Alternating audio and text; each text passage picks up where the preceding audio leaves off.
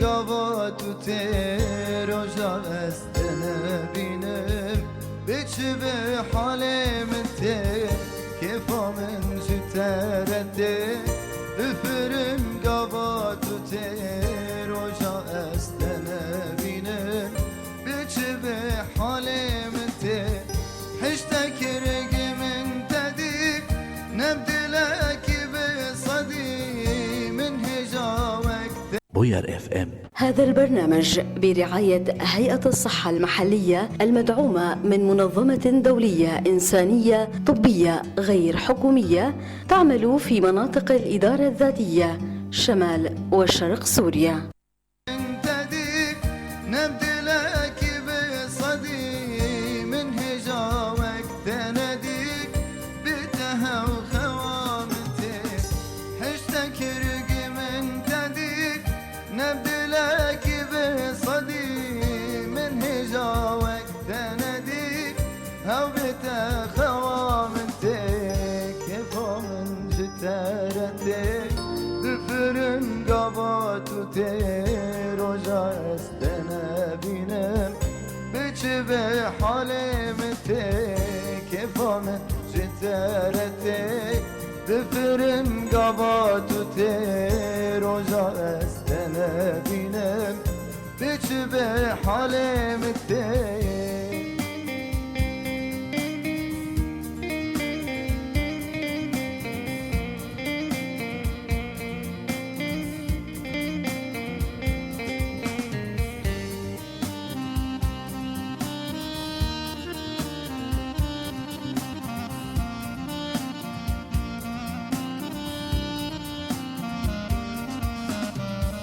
قوتنا حشتدكم هندك بسرتكم اسبر برياتدكم هاو بتا سبرامتم قوتنا حشتدكم هندك بسرتكم اسبر برياتدكم هاو بتا سبرامتم كيفو من جدارتك بفرن قبات وتير وجا استنا بينم بجبه حالمتك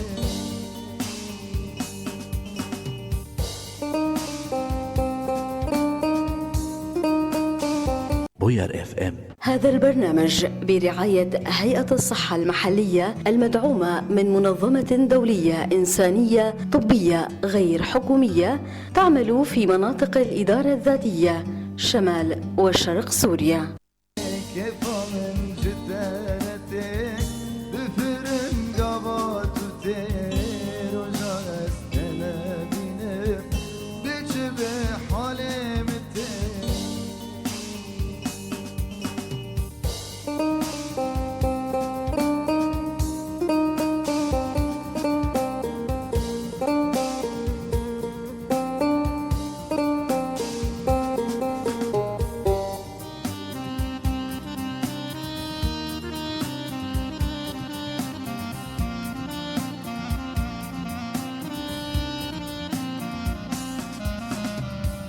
كومرنك من هبا وجي حسكرنا تبا جنة عقوب التبا من أبي وجنتي كومرنك من هبا وجي حسكرنا تبا جنة عقوب التبا من أبي وجنتي كيفو من جتارتك بفرن قبات وتير وجا استنا بينم بجبه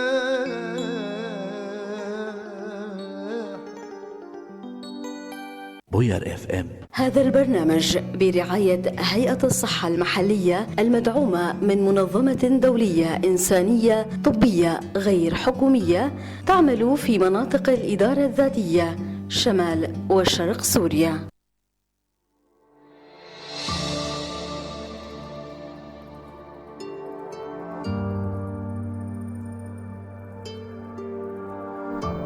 يسعد صباحكم مستمعي ومشاهدي إذاعة بوير اف ام بحلقة جديدة من برنامجكم الخاص عن الصحة النفسية والجسدية. معي أنا من وراء المايك شيف حسن عبر الموجة 103.5 من قمشلو وريفها عم تسمعونا، وعبر البث المباشر لصفحة الإذاعة على موقع الفيسبوك بوير عربي بترافقونا مشاهدة. موضوع حلقتنا لليوم كتير مهم، موضوع يحتاج لتسليط الضوء عليه، وهو وصمة العار أو الوصمة المرتبطة بالمرض النفسي.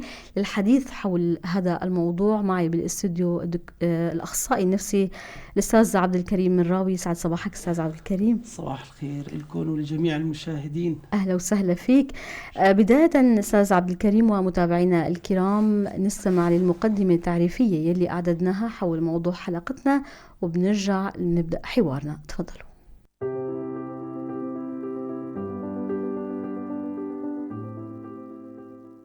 وصمة العار أو الوصمة النفسية ستيغما هي عبارة عن مجموعة الصور والتصورات السلبية التي يضعها أو يعلقها أفراد المجتمع على شخص أو مجموعة من الأشخاص، ويوضحها عالم الاجتماع الأمريكي الأكثر تأثيرا في القرن العشرين إيرفينغ غوفمان مؤلف كتاب الوصمة بأنها العملية التي من خلالها يؤدي رد فعل الآخرين إلى إفساد الهوية الطبيعية. وتصنف أشكال الوصمة بحسب الدراسات النفسية والاجتماعية إلى الوصمة العامة الاجتماعية، والوصمة الخاصة، والوصمة الجماعية. هذا وتقول عدد من الدراسات النفسية الاجتماعية أن أكثر من نصف الأشخاص الذين يعانون من الوصمة النفسية لا يتلقون المساعدة أو العلاج في الوقت المناسب، وبالتالي يؤدي هذا الأمر لتدهور صحتهم النفسية والتسبب بالعديد من الاضطرابات، إلى جانب تجنب الأشخاص في الكثير من الأحيان أو التأخر في طلب العلاج خوفا من معاملتهم بشكل مختلف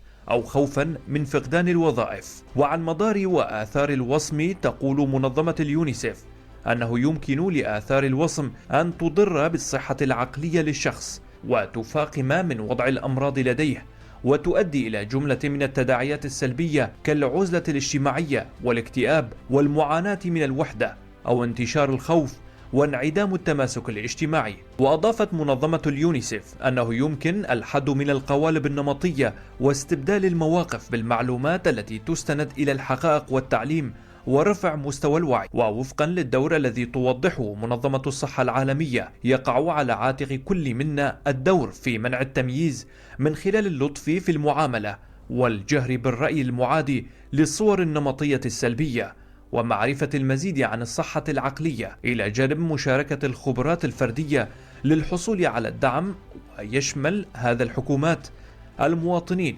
ووسائل الإعلام، والمؤثرين الرئيسيين، والمجتمعات المحلية.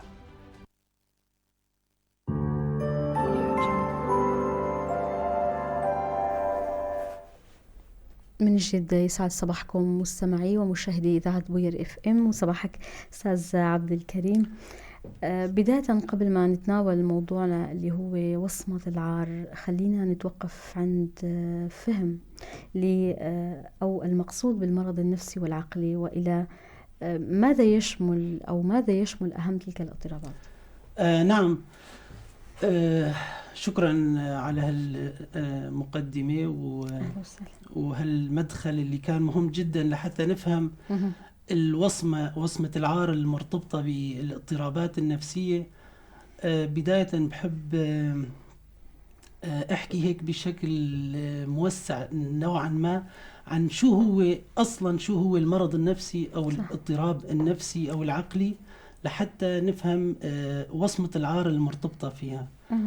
فالمرض النفسي هو حالة طبية بتعطل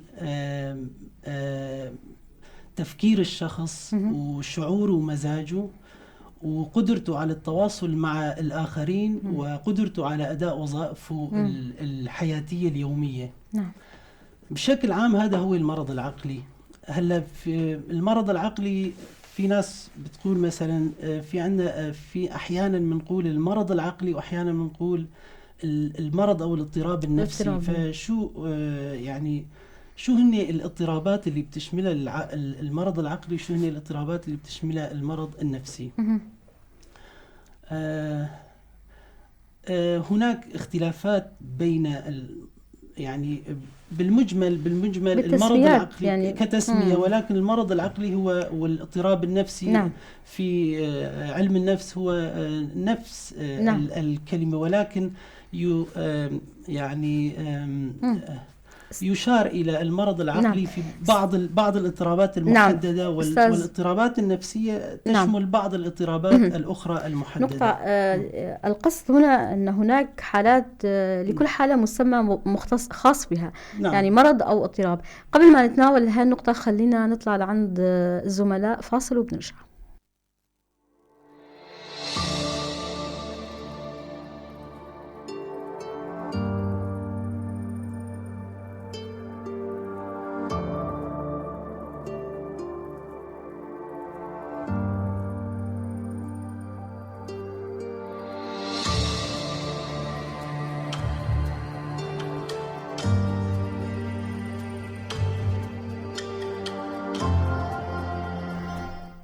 من جديد يسعد صباحكم أستاذ عبد الكريم، يسعد صباحك. بنتابع النقطة يلي ابتدأنا منها. ذكرت أنه في حالات يشار لها بالمرض وهناك حالات يشار لها بالاضطراب. نعرف منك أكثر. فباختصار مشان ما نطول وندارك الوقت، لأنه في كتير نقاط بدنا نناقشها. المرض العقلي بيشمل الاكتئاب الشديد، الفصام، ثنائي القطب، اضطراب الوسواس القهري، اضطراب الهلع، اضطراب ما بعد الصدمة، اضطراب الشخصية الحدية. هاي من جملة الاضطرابات اللي بنسميها اضطرابات عقلية أو نعم. أمراض عقلية. الاضطرابات النفسية ممكن تكون اضطرابات القلق، نوبات الهلع، نقص الانتباه، اضطرابات القلق، نقص الانتباه، اضطراب فرط الحركة، تشتت الانتباه، اضطرابات التفكك، اضطرابات الأكل، اضطرابات أو موضوع تعاطي المخدرات أو الإدمان. أستاذ، هون ال الاختلاف بالتسميات أتت وفقا للشدة أو وفقا للأعراض؟ هلا لما بنقول أمراض عقلية فأتت غالبا ما تكون نتيجة السبب المسبب للمشكلة. فغالبا الاضطرابات العقلية بيكون سببها خلل في كيمياء الدماغ، ويعني خلل موجود فيما يتعلق بالجهاز العصبي المركزي. الاضطرابات النفسية غالبا ما يكون أسبابها مواقف حياتية أو ضغوطات، تنشئة مسببات خارجية. مسببات غالبا يعني ما تكون خارجية، ويوجد تداخل بينهما أيضا. نعم. يعني مشان ننبه على هالشيء. نعم. نتناول موضوعنا مهم. في إضافة بس بدي كمل، لأنه موضوع مثل ما قلت لك الوصمة مرتبطة بالمرض النفسي. فحابب هيك أحكي أفكار مهمة موجودة بموضوع تصنيفات المرض العقلي والنفسي. نعم. هلا المرض العقلي ممكن أن يؤثر على الأشخاص من كل الأعمار. يعني المرض العقلي والنفسي لا يقتصر على عمر معين، لا يقتصر لا على عمر معين ولا على دين معين ولا على مستوى اقتصادي معين ولا على ثقافة معينة ولا على جنس معين إن كان ذكر أو أنثى. فالكل معرضين، يعني كل أنواع البشرية معرضين للدخول في اضطرابات نفسية أو عقلية. حتى هون في نقطة كمان بحب أذكرها، إنه الدراسات أكدت إنه 1 من كل 5 أشخاص بيتعرضوا لمرض عقلي في حياتهم. مرض عقلي أو نفسي. مرض عقلي أو نفسي طبعا. والبقية ممكن أن يتعرضوا لمشاكل نفسية في حياتهم. يعني بمعنى أنه ليس هناك أحد بمنأى عن الدخول صحيح. في فترة من فترات حياته بمشكلة نفسية أو عقلية. ولذلك فموضوع المرض النفسي هو قلق، يعني يسبب قلق للجميع. يعني نعم. أستاذ عبد الكريم، كرمال ما يداركنا الوقت خلينا نتناول وصمة العار المرتبطة بالمرض النفسي. هذا المفهوم إلى ماذا يشير؟ تمام. هلأ وصمة العار المرتبطة بهاي المشاكل اللي حكينا عنها والاضطرابات النفسية أو الأمراض العقلية، هي لما شخص ما يكون نظرة سلبية عن شخص ثاني لديه سمة مميزة أو صفة مميزة، يعتقد بأن هذه الميزة هي عيب يلتصق بهذا الشخص، على حين أن هذه الميزة هي عبارة عن مثلا فترة عم يمر فيها أو مشكلة عم يعاني منها، ولكن هذه الوصمة، هذه الصفة تلتصق بالشخص نفسه. وهذه هي جوهر الوصمة، إنه هذا الشخص مثلا الميزة ما منميز المرض اللي عم يعاني منه أو المشكلة عم يعاني منها، فمنميزه هو بهاي المشكلة. بمعنى يوصم الشخص بالصفة ولا يوصم الصفة بالمرض، ولا توصم الصفة بحد ذاتها، يوصم الشخص بصفات هذا الاضطراب وهذه المشكلة. طبعا لما بنقول هالشيء فالمعتقدات السلبية تجاه الأشخاص شو هي؟ يعني هالأشخاص اللي بيتعرضوا لهالوصمة ولهالصفة بيكون عم يعانوا من اضطراب أو مرض عقلي. فأمثال ذلك لما بنقول عن إنسان بيعاني من مرض عقلي إنه مثلا مجنون، أو لما بنقول عن إنسان بيعاني من اضطراب نفسي إنه إنسان كئيب مثلا. لا نقول أن هذا الشخص لديه اضطراب عقلي، نقول أنه شخص مريض، ولا نقول عنه أنه شخص لديه إعاقة، ولكن نوصف بمسميات أخرى. هنا كيف تصنف الوصمة أستاذ عبد الكريم؟ ما هي أنواعها وما هي أشكالها؟ هي الوصمة مشان هيك نتعمق فيها أكثر. مثل ما تفضلتي إنه الوصمة كيف بتصير ومين اللي بيوجهها للتاني. هلا الوصمة ممكن تجي من المحيط الخارجي أو من الآخرين. فهون بيكون مصنفة من ضمن الوصمة الاجتماعية. يعني إنسان عنده مرض عقلي أو نفسي، أو أحد من الأشخاص يوصفه بصفة على أنه مثلا إنسان خطير أو إنسان مجنون أو إلى ما هنالك، بمعنى السلوكيات ومعتقدات خاطئة لدى المجتمع تجاه بعض الأشخاص. طبعا هاي كلها بتصنف ضمن وجهات نظر سلبية أو صورة نمطية سلبية عن الشخص، بياخذها صورة مجتمعية عامة حول سمة أو يعني بتكون هيك ضمن قالب نمطي سلبي، ضمن قالب نمطي سلبي مؤثر بشكل سلبي على الموضوع ذاته. يعني الموضوع ما بيتعلق بأنه إنسان يعني نحن بشكل عام مثلا أي إنسان عنده مرض عقلي ممكن هيك شائع جدا، ودراسات تثبت يعني وتقول لسوء الحظ طبعا إنه موضوع المرض، وصمة المتعلقة بالمرض العقلي والنفسي تكون شائعة جدا في المجتمعات، يعني متجذرة في المجتمعات. أي نعم، يعني أي إنسان عنده خلل في مستوى التفكير أو خلل عقلي فيطلق عليه اسم مجنون. الوصمة هي عندما يكون لدى الشخص حالة نفسية مضطربة أو أي صفة من الصفات، وهنا يخاف من أن يبوح أو يخاف من أن يتردد للطبيب النفسي خوفا من نظرة المجتمع بأن هذا الشخص طبعا بين قوسين مجنون، ولكن هو شخص لديه اضطراب نفسي، وكلنا معرضين للاضطرابات النفسية. تمام. وهاي من الآثار السلبية لوصمة العار يلي راح نتناولها.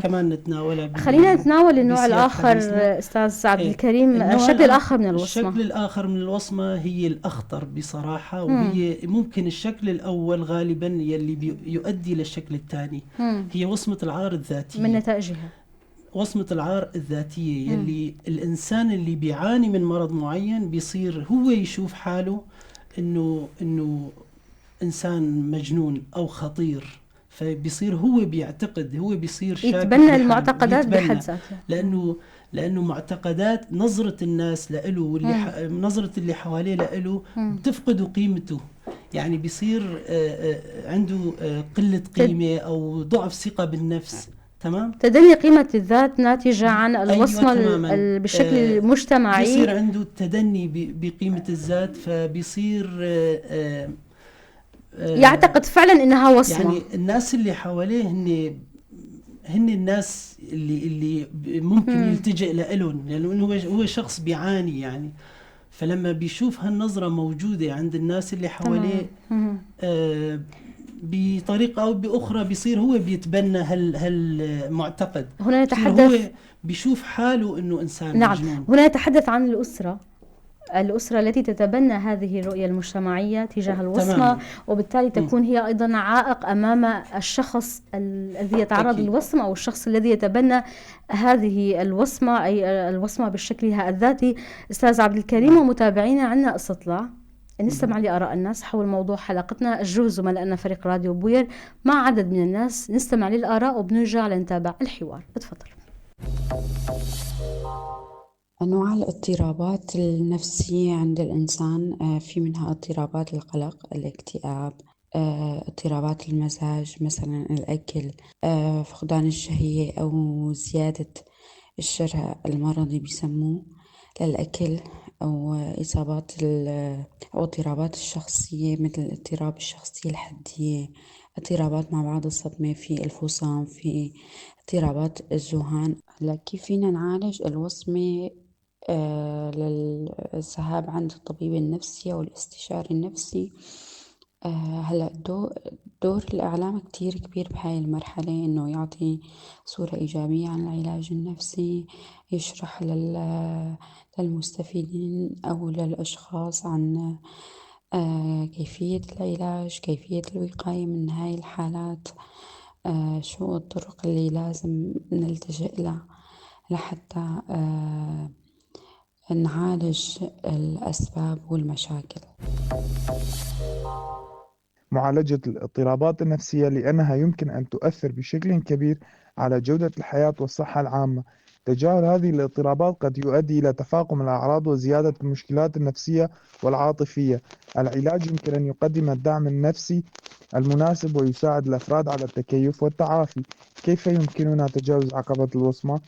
التثقيف، فهم الحقائق حول الاضطرابات النفسية يمكن أن يساعد في محاربة الوصمة المرتبطة بها. هلأ هاي الأمراض النفسية لازم تتم معالجتها وعدم إهمالها. ليش؟ لأنه بتجيب أمراض نفسية أكثر تعقيدا. فياما الإنسان بده يعيش طول عمره على المهدئات، وياما في حالات بيفقدوا عقلهم يعني للأسف. في حالات كمان بتدخل بحالات اكتئاب. حالات الاكتئاب بتجيب حالات انتحار، ونحن بالآونة الأخيرة كمان شفنا شباب وصبايا حالات يعني انتحروا نتيجة انه هن كان عندهم اكتئاب. بس للأسف الشديد المحيطين فيهم ما بيعرفوا شو يعني اكتئاب، وما كانوا مدركين للحالة اللي هن فيها، كان في يعني عدم وعي.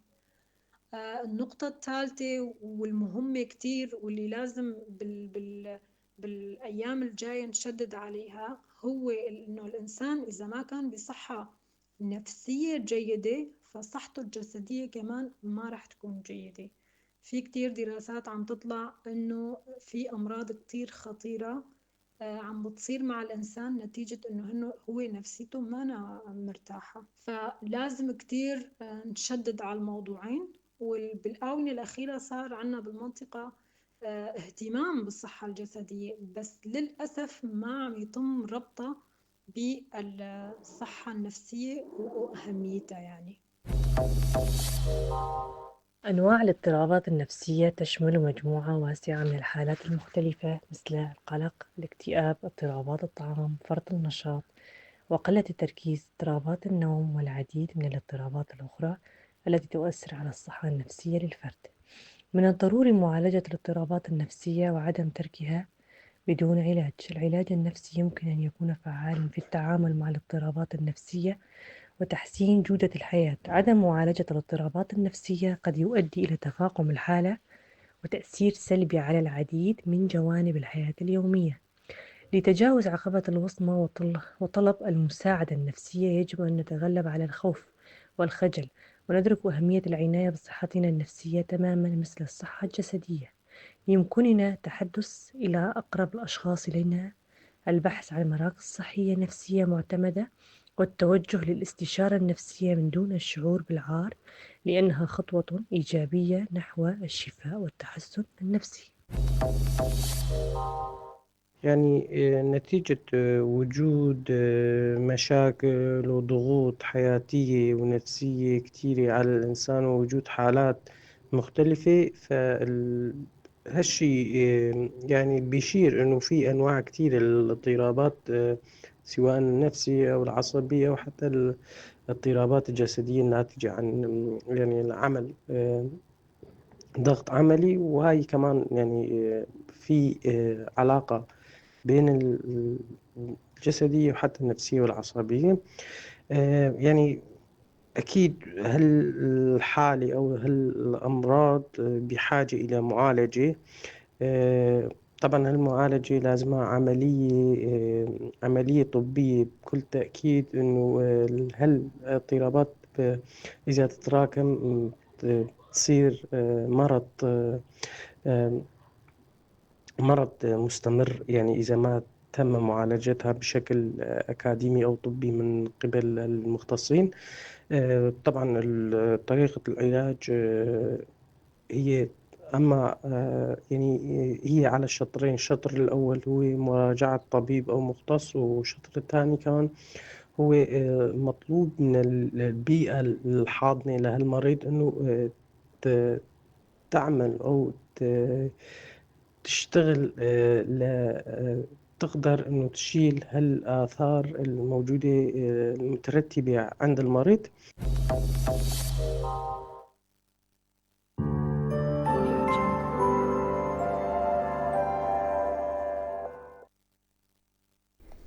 من جديد يسعد صباحكم مستمعي ومشاهدي إذاعة بوير اف ام. صباحك أستاذ عبد الكريم. استمعنا لآراء الناس، كيف شفت الآراء حول موضوعنا، موضوع الوصمة المرتبطة بالمرض النفسي؟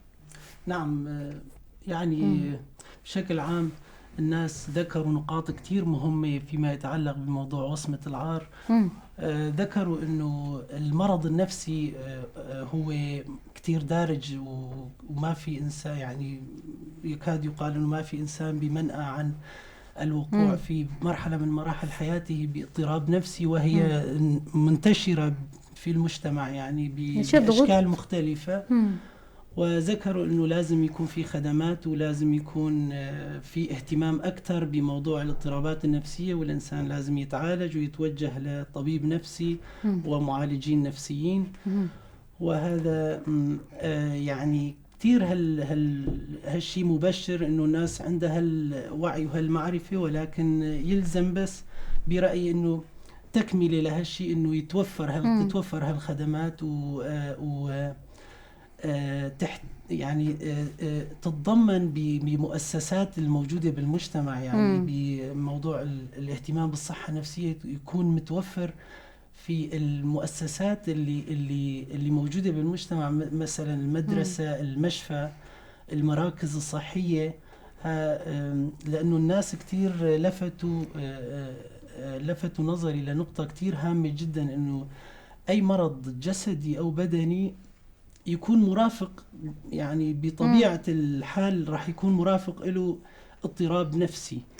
نعم. أو ممكن يؤدي إلى اضطراب نفسي، أو ممكن يكون سببه اضطراب نفسي. نعم.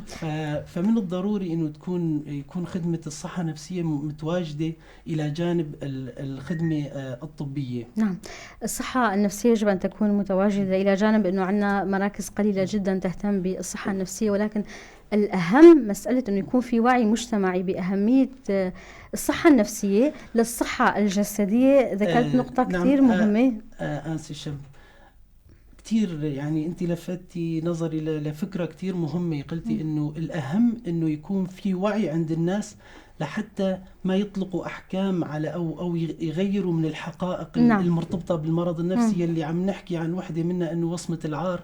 فلما بتتوفر الخدمات في المؤسسات ولما بيصير كتير وعي وثقافة على هالمستوى، انه مثلا بالمدرسة في حكي عن الموضوع عن الصحة النفسية، فاكيد راح يكون في حكي عن وصمة العار. لما بالمشفى يكون في خدمة صحة نفسية راح يكون في وعي وتثقيف عن موضوع وصمة العار. فهذا راح يخفف من موضوع وصمة العار عند الناس وعزوف الناس عن مواجهة اضطراباتهم النفسية. أستاذ عبد الكريم، والتوجه لحلها يعني. نعم. ومتابعينا الكرام يعني أشاروا إلى أهمية أنه يكون في وعي بالصحة النفسية، أنه يكون في لدينا النظرة التي ترى لأهمية وجود نفسية سليمة، نفسية صحيحة. بالأهمية هي ذاتها بالنسبة للجانب البدني والجانب الطبي.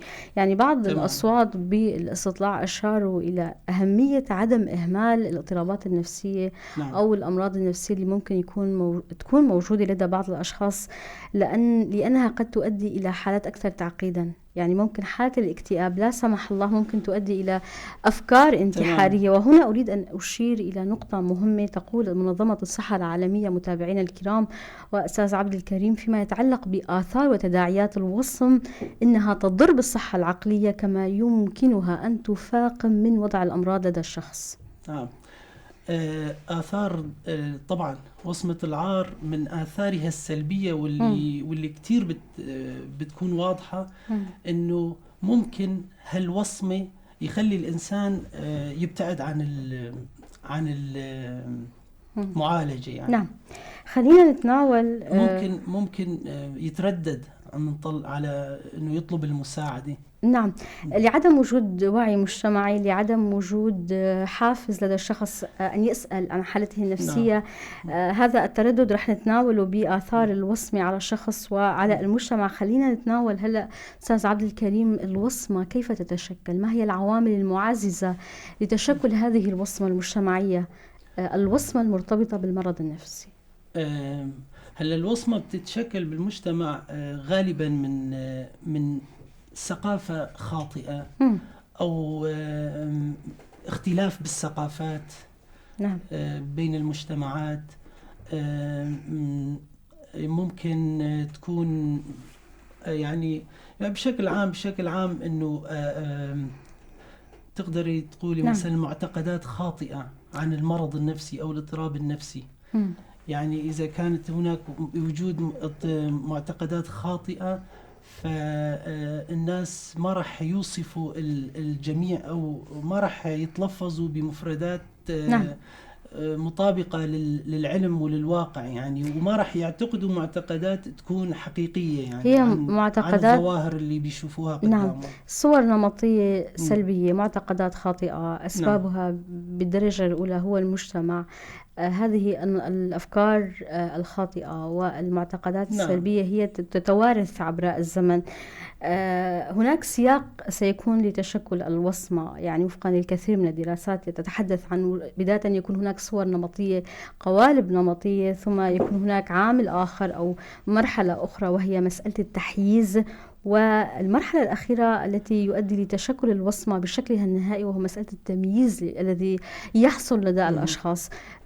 طبعا هذا التدريج مثل ما تفضلتي، يعني هذا التدريج هو مؤثر بموضوع الوصمة. يعني بيتدرج من أول شيء مثلا فكرة خاطئة، بعدين تعامل سلبي إلى معتقد ثابت في فكر الإنسان، بعدين بيتحول على انه صفة يوصفها الانسان للشخص الاخر. بعدين ممكن حتى يتطور مثل ما حكينا بالفقرة الماضية، انه ممكن يتطور من وصم اجتماعي الى وصم ذاتي يعني. حتى الانسان نفسه بيصير بيعتقد بهالشيء. خليني اضيف لك ولا متابعينا الكرام هالمعلومات اللي انا اقتبستها من بحث لكاتبان وباحثان وهما بروس لينك وجوك فيلان فيما يتعلق بكيف تتكون الوصمة المجتمعية. بحسب البحث الذي تناولته يقولون بأنه عندما تترابط مكونات عدة، 4 مكونات بترابطها يؤدي لتشكل الوصمة المرتبطة بالمجتمع. أول مكون هو تبين اختلافات بين البشر ووصمها، هو المكون الأول. أما المكون الثاني هو قيام قناعات ثقافية سائدة، قناعات ثقافية سائدة هي بربط الخرافات الأشخاص يعني. بربط الأشخاص الموسومين بخصائص غير الأساطير مرغوب فيها. والخرافات التي نعم. تلف الأمراض النفسية عبر إضافة الزمن يعني. عبر لهذا الثقافات. المكون الثالث هو وضع الأشخاص الموسومين في تصنيفات مميزة، وبالتالي تحقيق قدر من العزل بين نحن وهم. والنقطة الرابعة والذي يؤدي إلى التمييز. نعم، والذي يؤدي إلى التمييز، وهي النقطة الرابعة، المكون الرابع، وهو اختبار الأشخاص الموسومين بفقدان المكانة والتمييز، وهنا نتحدث عن عواقب منها عدم التكافؤ وبالتالي التمييز. ما رأيك بهذا التصنيف؟ نعم، يعني واضح، وخاصة النقطة الثالثة وضعهم في تصنيفات مميزة، يلي بتحكي عن وضع الناس اللي عندهم صفات مميزة وخاصة، وضعهم في تصنيفات مميزة. ولهيك دايما بنوصي انه الناس اللي عندهم اضطرابات نفسية، ما يعني اللفظة أو المصطلح اللي نطلقه عليهم كتير مهم. الشخص ليس صفته.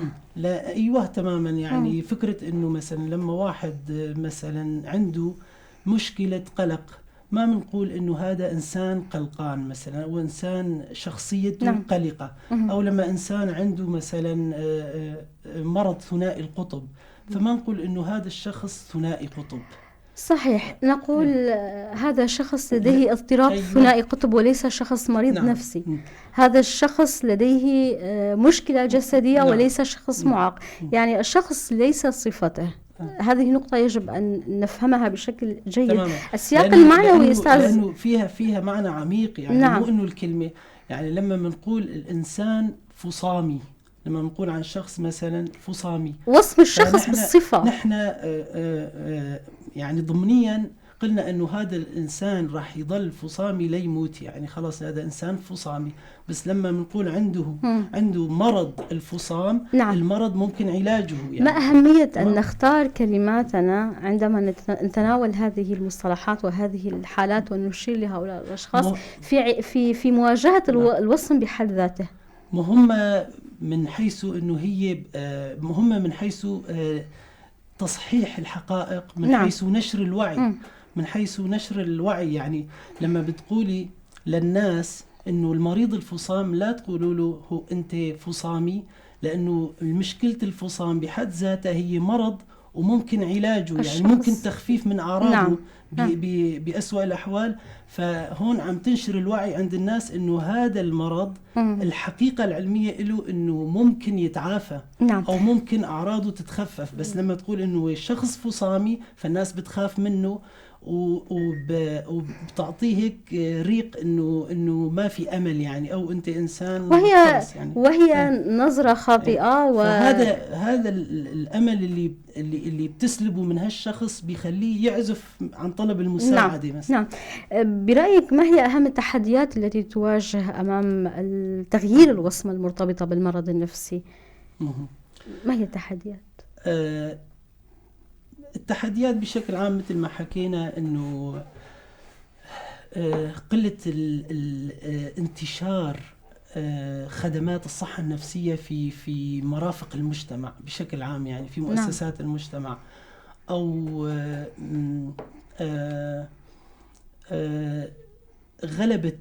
غلبت المعتقدات السلبية الخاطئة في عدم المجتمع، وجود مواجهة لهذه المعتقدات الخاطئة، على وجود مثلا نهج علمي وتثقيفي وتوعوي شامل في المجتمع.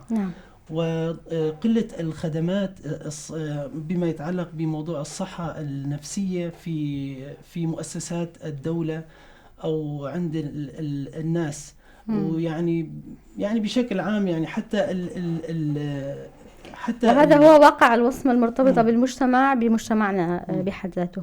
برأيك، يعني الوقت بدأ يتداركنا أستاذ عبد الكريم، برأيك ما أهمية وجود حملات توعوية فيما يتعلق بالوصمة المرتبطة بالمرض النفسي، وماذا ينبغي من المنظمات المدنية العاملة في الشأن الإنساني فيما يتعلق بنشر الصحة النفسية ومواجهة وصمة العار بشكل خاص. هلا بعد ما فهمنا انه وصمة العار بتتعلق بالمرض النفسي، انه الوصمة هي لما شخص او مجموعة من الناس بيوسموا شخص عنده ميزة محددة او معاناة محددة على انه شخص فيه عيب او خطير او مثلا ليس منه رجاء انه يتحسن. فهاي الوصمة مثل ما حكينا انه ممكن تأثر على الانسان وممكن تعزفه عن تبعده عن موضوع العلاج او التخفيف من الاعراض. فالتوعية بهذا المجال كتير مهم مثل ما تفضلتي، والتوعية راح برأيي يعني لازم تكون من القوانين اللي الموجودة بالمجتمع. الدولة لازم تسن قوانين وتتبع خطوات عملية لحتى يكون هذا الوعي والثقافة متوفر أو مثل ما تقولي موجود بالميدان يعني. فالمنظمات الإنسانية معنية طبعا بهالشيء، مثل ما حكوا الناس كمان عن هالنقطة، إنه أي مرفق صحي مهتم بالصحة الطبية بشكل عام والصحة البدنية يكون موجود إلى جانبه الصحة النفسية. المدارس بكل مراحلها يعني التنشئة كتير مهمة بموضوع ظهور الاضطرابات النفسية والعقلية. بالروضات، بالمدارس، بجميع مراحلها الابتدائية الإعدادية الثانوية لازم يكون في جهاز يهتم بالصحة النفسية ويكون متواصل مع الناس اللي عندهم مشاكل نفسية ومتواصل مع الناس والأسرة اللي هي الخلية الأولى اللي ممكن تساعد وتدعم هذا الإنسان اللي عنده اضطراب نفسي أو مرض نفسي. بختام لقائنا أستاذ عبد الكريم، ما هي النصائح أو الرسائل التي تود إرسالها سواء للأفراد، للأسر وللمجتمع عامة فيما يتعلق بمواجهة الوصم المرتبط بالمرض النفسي؟ نعم، شكرا. الفرد بشكل عام يعني أي إنسان، بحب أحكي هالكلمة لأي إنسان بيعاني من مرض نفسي أو عقلي، إنه يتثقف عن هالمرض، نشر التوعية. نعم، وياخذ قرار ويتشجع ويعلي صوته، انه ما يخجل من انه عنده مشكلة، ياخذ هالاعتقاد اللي راح احكيه، انه فكرة انه هو مريض. نعم، هو مريض، مو هو المرض نفسه. مثل ما إنسان بينصاب بأي مرض بدني فما بيخجل، حتى المريض السرطان ما بيخجل يحكي إنه أنا مريض سرطان للأسف. للأسف في تعاطف مع الأمراض الجسدية، ولكن الأمراض النفسية يعني ما بنقول دائما، ولكن أحيانا بيكون في رفض لهم يعني. الدراسات الطبية بشكل عام كشخص لازم يتشجع ويعلي صوته، لأنه لما يعلي صوته ويحكيها بشجاعة فبيأثر على اللي حواليه، على القليل على الدائرة المحيطة فيه بأسرته، يعني إنه ترى أنا يثقفهم، يوعيهم أنا مريض وأنا جاهز لأتعالج. نعم. هنا تتحدث عن يجب أن يتم العلاج عندما يكون المرض الطبي، يجب أن يكون علاج، ولكن الكثير من الدراسات أيضا تشير أنه الكثير من الأمراض البدنية والطبية يكون منشأها نفسي، وهنا يجب أن نعالج السبب. تماما. أنا هاي الفكرة كتير مهمة جدا وذكرتيها، لأنه لما بقول لازم يكون خدمات الدعم النفسي والصحة النفسية متوفرة بالمشافي والمراكز الصحية. نعم. لأنه لحتى فكرة أنه لازم مشان يكون العلاج متكامل. نعم. لأنه العلاج ناقص، لأنه ممكن مثل ما تفضلتي يكون سبب المشكلة الجسدية والمرض الجسدي هو نفسي. نعم. أو ممكن المرض الجسدي يخلق مشكلة نفسية فما بيتعالج كامل هالإنسان. هي علاقة مترابطة ما بيحظى بالصحة العامة يعني. نعم. الصحة العامة بتشمل النفسية والجسدية، فبيضل إنسان يعاني. نعم. هو تعافى من الجسدي بس صار بيعاني من نفسي. نعم. كلمة أخيرة إذا حابب تضيفها أستاذ عبد الكريم، تفضل. بحب أتشكركم على هاي النافذة، لأنه هاي النافذة بحد ذاتها هي مواجهة لوصمة العار. تمام. لأنه مثل ما حكينا أنه العنصر الأساسي لمواجهة وصمة العار بالمجتمع هو التثقيف والتوعية. نعم. فوسائل الإعلام كتير، وهي نقطة أشار لها أحد الأصوات في الاستطلاع.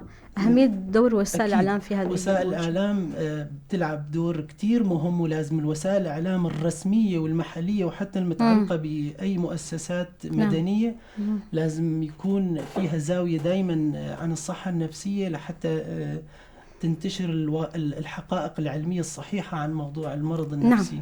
وبيصير تشجيع عند الإنسان، وبتتغير هالمعتقدات اللي بتتشكل عند الناس، عند الأشخاص المريضين يلي بتشكل لهم وصمة عار ذاتية، وحتى عند الناس اللي المحيطة فيهم من عوائلهم وأفراد أسرهم والمجتمع المحيط بهم، لحتى ما ينظروا لهم نظرة سلبية نمطية على أنهم أشخاص معيبين أو خطيرين أو لا رجاء منهم. نعم أستاذ عبد الكريم، هذا هو الهدف الرئيسي من البرنامج، نشر الوعي ونشر التوعية حول أهمية الصحة النفسية.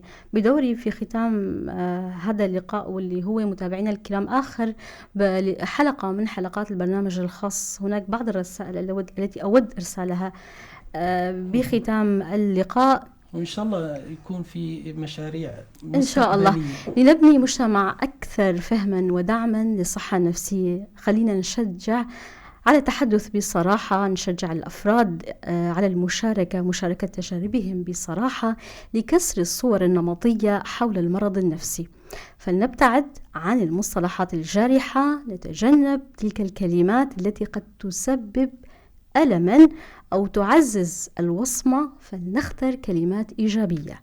لنبحث عن المساعدة وتقديم الدعم والتشجيع على مراجعة المختصين. نتواصل بلطف واحترام مع المصابين ونمنحهم الاحترام الذي يستحقونه. لنعمل على نشر الوعي الإيجابي حول الصحة النفسية ليسهم بشكل فعال في تقديم الدعم الأفضل للأفراد والمتأثرين. والمرض النفسي كما المرض الجسدي يحتاج للعلاج والمتابعة. كثير شكر لك أستاذ عبد الكريم الراوي، أخصائي نفسي، كنت معنا بآخر حلقات البرنامج الخاص عن الصحة النفسية. وكثير شكر لكم مستمعي ومشاهدي إذاعة بوير FM. كنا معكم على مدار عدة أشهر في سلسلة من الحلقات الخاصة حول الصحة النفسية والجسدية. أتمنى أن أكون قد وفقت بما قدمت لكم من وراء المايك. في الإعداد والتقديم كنت معكم شف حسن، في أمان الله. بوير FM. هذا البرنامج برعاية هيئة الصحة المحلية المدعومة من منظمة دولية إنسانية طبية غير حكومية تعمل في مناطق الإدارة الذاتية شمال وشرق سوريا.